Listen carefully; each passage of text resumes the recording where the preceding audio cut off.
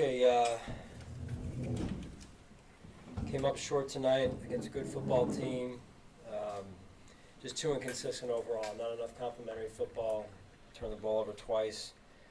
I thought the defense got off to a slow start the first drive in particular. The second drive they scored as well, and that really came down to two plays, the roughing the passer penalty on Tim, and then the third down I thought was a critical third down conversion there. And then I thought we settled in defensively and had a couple short fields before half there that I thought we did well with up until that 3rd and 10, and we were in a man coverage and we got a little greedy and ran past our man and he dumped it to him. And so I thought in the second half they settled in, needed to get a stop at the end right there.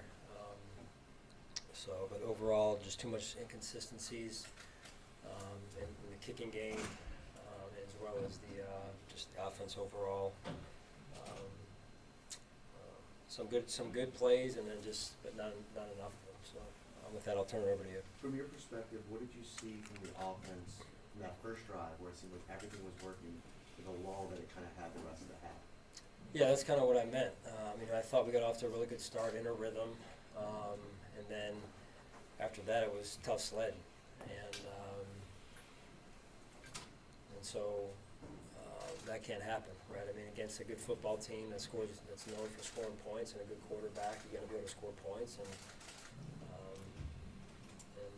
we didn't do it enough. Seemed like it worked for you going up tempo last game. It seemed to take you a while to get there this game. Why do you think it took so long to maybe push the pace as you did a little bit later in the game? Yeah, I don't have a good answer for you right now. I've got to look into that, but I know what you mean. I saw it at the end as well, and we moved the ball. So. What explanation did you get on the grounding call there at the end of the first half? And you talk all the time about scoring right before the half, and then you get the ball back. Yeah. Is that a swing there? Yeah, no, it was a swing, and I think that we had a chance to get points, and then we give up that, like I said, that 3rd and 10.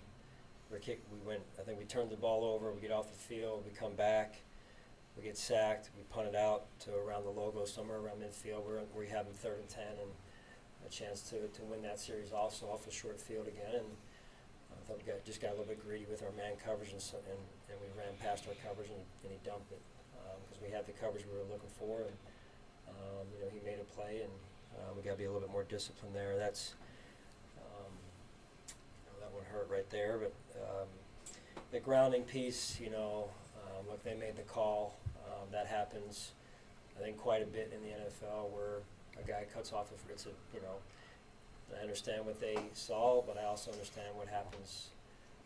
So we go with what they call. And Sean, at 5 and 4, you mentioned complimentary football. It seems like every game now is a different issue. Is your frustration level rising that there's just going to be too many holes in the boat, so to speak, to plug?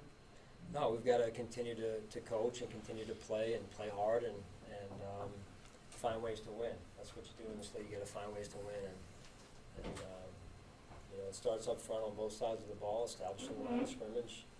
I thought I didn't think we did enough of that tonight.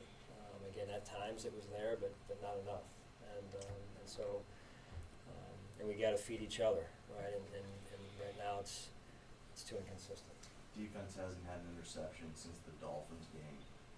How much of a concern is that? How do you got to find a way to make some turnovers? Well, it's making plays on the ball, and then and again, when you're talking about the defense, it's, hey, are we putting enough pressure on the quarterback? Are we usually turnovers happen either by just a poor decision by a quarterback, but more times than not, it's when you can affect the quarterback. When the quarterback's getting affected, and the rush and the coverage are working together. And again, tonight I didn't feel like we were able to affect him enough, especially on the early downs. Did you work Russell Douglas in about how you found him being? He was in there, yeah, and he was in there, and then we had some injuries, and I thought he did some good things. Can he add to his role as he picks up more of this defense in the next 9 days? We'll see. Yeah, I would expect so, and I applaud him. He came in. Both LJ and Russell did a good job of trying to learn on a short week, and to go out there and play an NFL game with basically 2 days of practice was impressive. Sean, what needs to change offensively? Just so much inconsistency. Yeah, I don't have an answer for you, but consistency is let's just start there, right? More consistent, establishing the line of scrimmage, I thought last week we spread the ball around. Tonight not as much, and so I thought there was times when Josh had time back there, and from the looks of it, maybe nobody was open. So we got to look at that and say, hey, why aren't we open? And when he has time, and I think that's where we got to start. How much of a trend has that been, the lack of productivity from guys that are not, I guess, Stefan in the last couple of weeks, Dalton? When you say lack of productivity from, Just like today, Gabe didn't have a catch. Yeah. I mean, well, you mentioned Steph and Dalton. I didn't know. no, yeah, that's, I'm like those guys for sure, but after that. Yeah, I mean it's you got to have more than two, right? And so obviously Steph and Dalton are heavy hitters for us, and they get their targets. But when you're getting into a rhythm and the run is working with the pass is working with the run, and they go hand in hand, and just too inconsistent today. Sean, by saying establishing line of scrimmage, are you insinuating getting more effective running the ball? Well, I think we ran the ball 8 times maybe with the running backs, and Josh had some scrambles and 1 or 2 design runs in there. I think it was 1, but you got to do that in order to move the chains and keep a good offense off the field, and I think that's all part of being a good offense is being two-dimensional. Not that you're going to be 50-50 totally balanced, but the threat of being two-dimensional. Sean, do you worry about the confidence of your team? You say you check in on those things. It's been a rough stretch. Yeah. Is that a concern? I know you have leaders on this team to help with that, but is it a concern of yours? No, it's not. These guys do a great job. They're invested, and look, it's tough to win in the NFL. You go against a good football team, you got to do things right, and we didn't do enough things right tonight in order to win.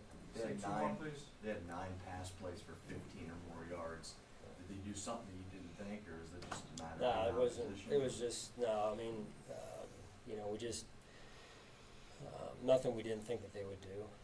Really, the first drive, I thought we weren't settled in, and then after that, I thought we settled in. Believe it or not, we had the penalty, and then we had the critical 3rd down, and so just continuing to work on our rush and coverage, working together, and I just didn't think overall that we made enough of an impact on the quarterback tonight up front.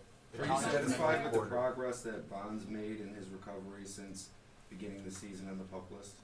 He's working as hard as he possibly can.